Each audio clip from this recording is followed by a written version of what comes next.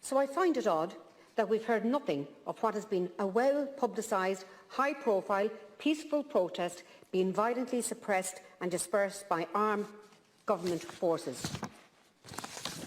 Ranks of uniformed and armoured military figures, stripped of their badges and ID tags, converged on protesters. An officer on horseback trampled over a disabled woman. Around 200 arrests were made and over 60 vehicles seized by the state.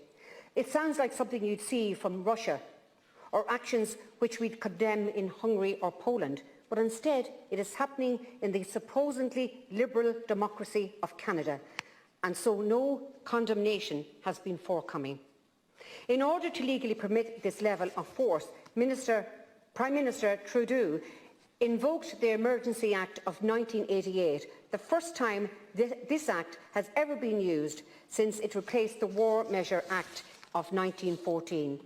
And not being satisfied with merely dispersing protesters, the state froze the finances associated with certain individuals and companies believed to be involved in the protests.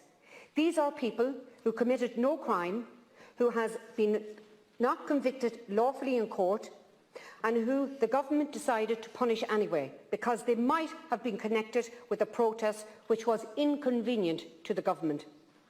It was an unprecedented act by the state against its citizens, which should be roundly condemned. And so, Leader, I'm asking you to write to the Canadian Ambassador, Nancy Smith, and condemn the excessive force used by the government on the overreach that is happening there to its citizens. Authoritarianism is a threat to democracy, no matter whose foot the boot is on. Authoritarianism is a threat to democracy, no matter whose foot the boot is on.